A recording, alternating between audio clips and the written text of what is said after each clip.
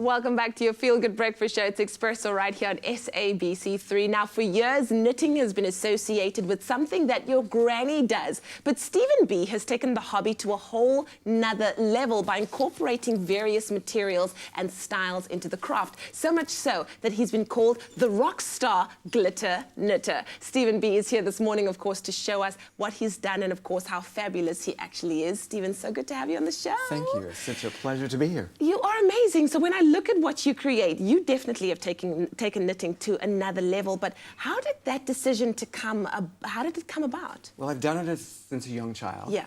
My mother. Yeah. Be productive, knit. Yeah, yeah. So I did it, and then I went to fashion design school, and I became an international designer. And retired to do this, to find my own creative passion again. And what I wanted to show is not only inspiration for hand knitting, because not everybody does that, but life itself. And inspire people to be more creative, be outside the box, let it open up and use color and express yourself and be yourself. And so I shortened my name from Stephen Berg to Stephen B. I love it. Be inspired, Yeah. be all that you can be.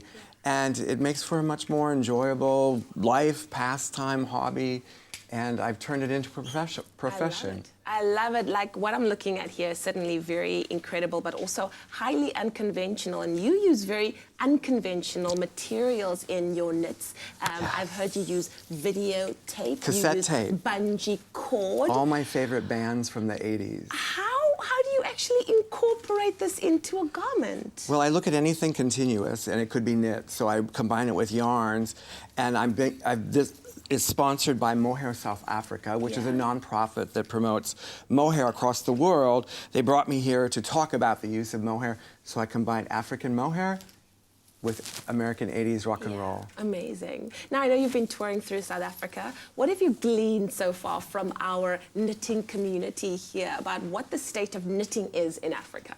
Actually, they have quite a lot of skill. Yeah. And I was pleasantly surprised. They have amazing materials available to them. I think they've been on a budget, and the world is changing that. Yeah.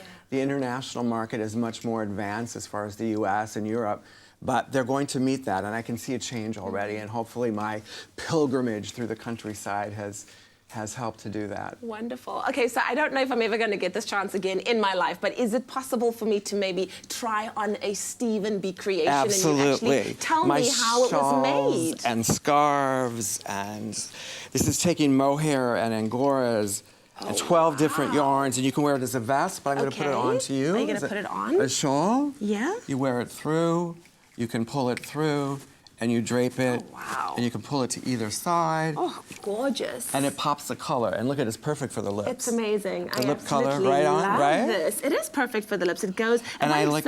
What is this is a pretty standard yarn that it's made of, This right? is 12 different yarns. Yeah? Because I treat my knitting as cooking. All my favorite ingredients come together to make a greater whole. Wonderful. So this is silk, and I always have to have sequins, the Glitter King. Wonderful. Oh, well, the Glitter King, join me on the couch one more time. It's absolutely amazing having you on the show. Thank you so much. And what you've done with something like knitting is absolutely amazing. And we're so happy to have you on the show Thank this you. morning. Remember, be yourself. Be yourself at all times. Of course, Stephen B taking knitting to that whole next level. You should try it out.